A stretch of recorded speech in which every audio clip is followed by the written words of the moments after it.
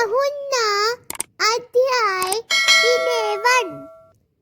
मरियम और उसकी बहन। मार्था के नगर बैथनिया में लाजर नाम एक मनुष्य बीमार था। 2 यह वही मरियम थी जिसने प्रभु पर इत्र लगाया और उसके पाँव को अपने बालों से पोंछा था, जिसका भाई लाजर बीमार था। 3 इसीलिए उसकी बहनों ने उसके पास कहला भेजा कि हे प्रभु, देख, जिससे तू प्रेम रखता है वह रोगी है। 4 यीशु ने यह सुनकर कहा, यह बीमारी मृत्यु की नहीं, परंतु परमेश्वर की महिमा के लिए है, कि उसके द्वारा परमेश्वर के पुत्र की महिमा हो। ऐसा ही है दोस्तों। 5 यीशु मार्था और उसकी बहन और लाजर से प्रेम रखता था। 6 जब उसने सुना कि वह बीमार है तो जहाँ था वहीं 2 दिन तक रहा। 7 इसके बाद उसने अपने चेलों से कहा, आओ हम फिर यहूदिया को चलें। 8 उसके चेलों ने उससे कहा, हे गुरु, पिछले दिनों को यहूदी तुझसे पथराव करना चाहते थे और तुम फिर वहां जाओगे।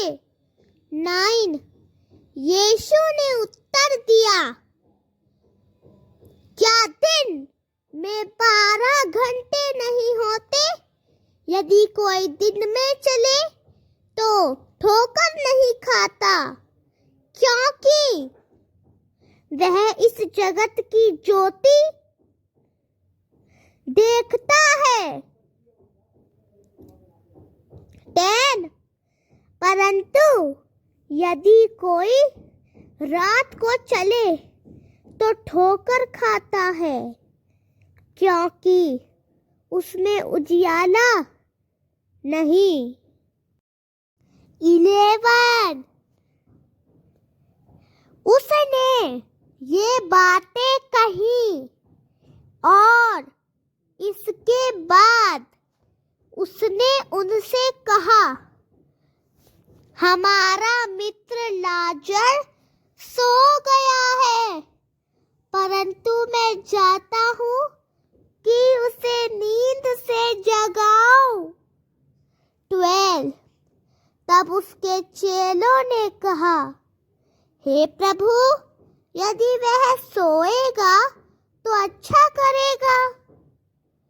13 तो भी यीशु ने उसके मरने की चर्चा की थी, परंतु उन्होंने समझा कि उसने नींद में विश्राम लेने की बात कही है। 14 तब यीशु ने उनसे साफ साफ कहा, लाजर मर गया है। 15 और मैं तुम्हारे कारण आनंदित हूँ कि मैं वहाँ ना था, जिससे तुम विश्वास करो। तो भी आओ हम उसके पास चले।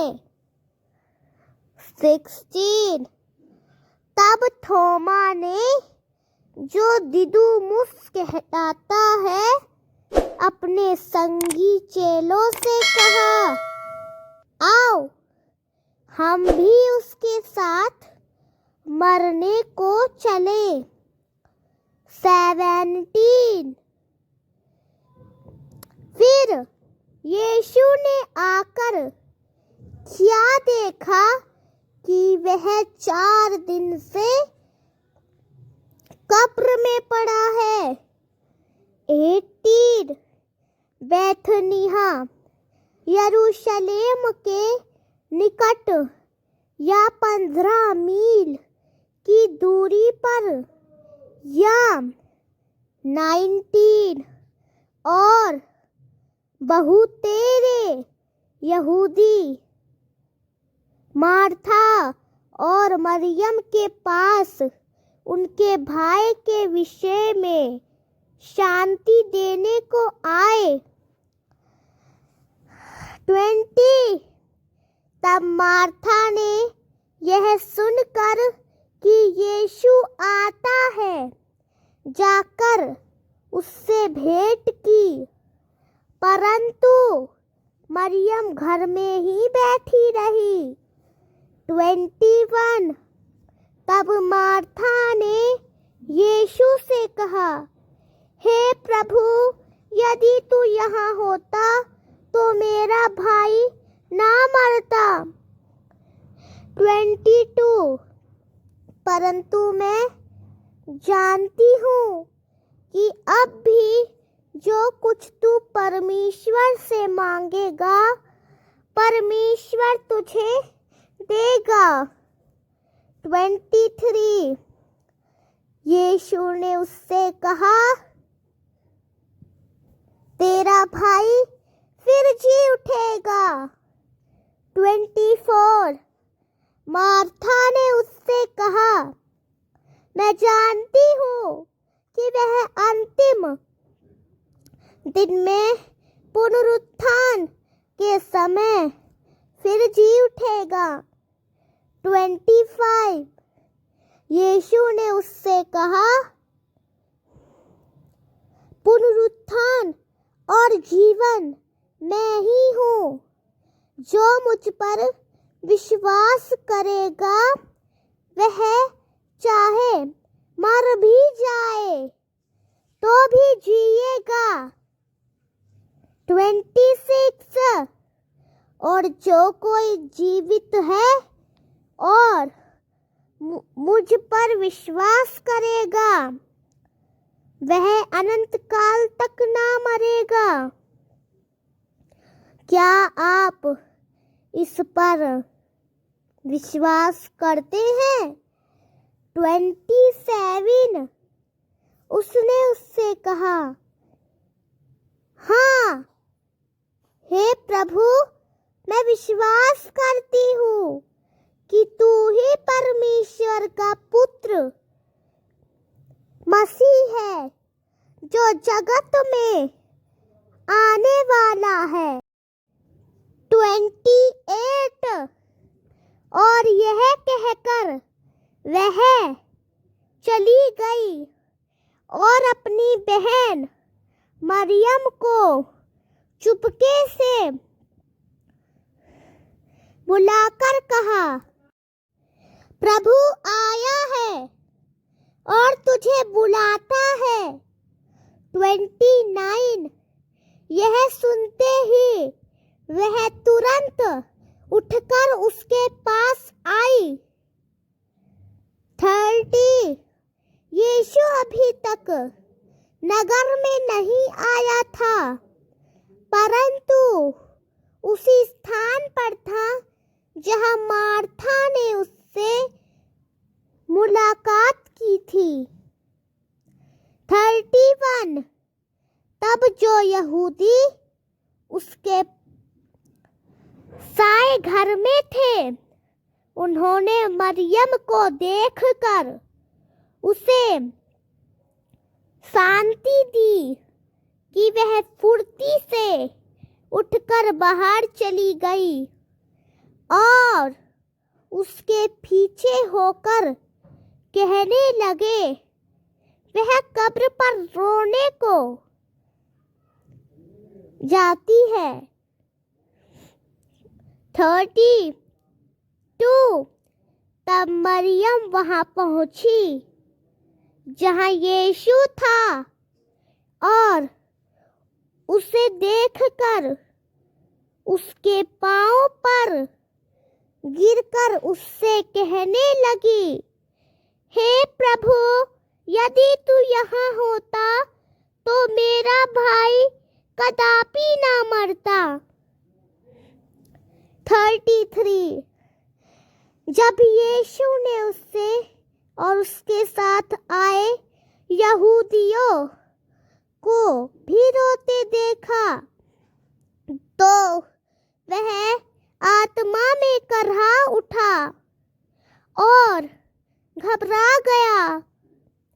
34 और कहा, तुमने उसे कहाँ रखा है? उन्होंने उससे कहा, हे प्रभु, आकर देख ले। 35 यीशु रोया। 36 तब यहूदियों ने कहा, देखो वह उससे कैसा प्रेम रखता था। 37 और उनमें से कितनों ने कहा, क्या यह पुरुष जिसने अंधों की आंखें खोली नहीं कर सकता था कि यह पुरुष ना मरता? 38 इसीलिए यीशु फिर मन ही मन करहाता हुआ कब्र पर आया। वह एक गुफा थी और उस पर एक पत्थर पड़ा था। 39 यीशु ने कहा, पत्थर को हटाओ। उस मरे हुए की बहन मार्था ने उससे कहा, हे प्रभु, अब तक तो उससे बड़ी दुर्गंध आने लगी है, क्योंकि उसे कब्र में मरे हुए 4 दिन हो गए। 40 यीशु ने उससे कहा, मैंने तुझसे नहीं कहा था कि यदि तू विश्वास करेगी तो परमेश्वर की महिमा को देखेगी। 41 तब उन्होंने उस पत्थर को उस सियान से उठा लिया जहां मुर्दा रखा हुआ था और यीशु ने आंखें उठाकर कहा, हे पिता, मैं तेरा धन्यवाद करता हूँ कि तूने मेरी सुन ली है। 42 और मैं जानता था कि तू सदैव मेरी सुनता है, परंतु जो लोग पास खड़े थे उनके लिए मैंने यह कहा कि वे प्रतीति करें कि तू ही ने मुझे भेजा है। 43 और उसने यह कहकर ऊंचे शब्द से चिल्लाकर कहा, हे लाजर, निकल आ। 44 और वह जो मर गया था उसके हाथ पांव कब्र के वस्त्र से बंधे हुए थे और उसका मुंह अंगोछे से बांधा हुआ था। वह बाहर निकला। यीशु ने उनसे कहा, उसे खोल दो और जाने दो। 45 तब जो यहूदी मरियम के पास आए और यीशु के काम देखकर उनमें से बहुतों ने उस पर विश्वास किया। 46 परंतु उनमें से कितनों ने फरीसियों के पास जाकर यीशु ने जो कुछ किया है उसका वर्णन किया। 47 तब महायाजकों और फरीसियों ने महासभा को इकट्ठा करके कहा, हम क्या करें, क्योंकि यह मनुष्य बहुत से आश्चर्य कर्म करता है। 48 यदि हम उसे यूं ही छोड़ दें तो सब लोग उस पर विश्वास करेंगे और रोमी आकर हमारा स्थान और जाति दोनों छीन लेंगे। 49 और उनमें से कैफा नाम एक ने जो उस वर्ष का महायाजक था उनसे कहा, तुम कुछ भी नहीं जानते। 50 और ना यह समझो कि हमारे लिए यही अच्छा है कि हमारी प्रजा के लिए एक मनुष्य मरे और सारी जाति नाश न हो। 51 और यह उसने अपनी ओर से नहीं कहा, परंतु उस वर्ष का महायाजक होकर भविष्यवाणी की कि यीशु उस जाति के लिए मरेगा। 52 और न केवल उस जाति के लिए परंतु इसीलिए भी कि परमेश्वर की जो संतान इधर इधर तितर बितर हो गई है उनको भी एक करके इकट्ठा करे। 53 तब उस दिन से वे उसे मार डालने की सम्मति करने लगे। 54 इसीलिए यीशु यहूदियों के बीच फिर खुलकर ना चला, परंतु वहां से जंगल के निकट के एक देश में अर्थात एफ्रेम नाम नगर में चला गया और वहां अपने चेलों के साए रहा। 55 और यहूदियों का फसा निकट था और बहुत से लोग फसे से पहले अपने आप को शुद्ध करने के लिए देश से यरूशलेम को चले गए। 56 तब वे यीशु को ढूंढने लगे और मंदिर में खड़े होकर आपस में कहने लगे, तुम क्या सोचते हो कि वह पर्व में न आएगा।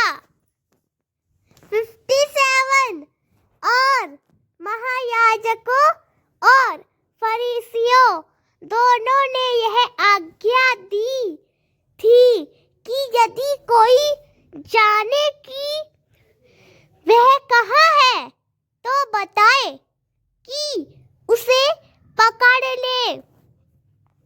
आमीन।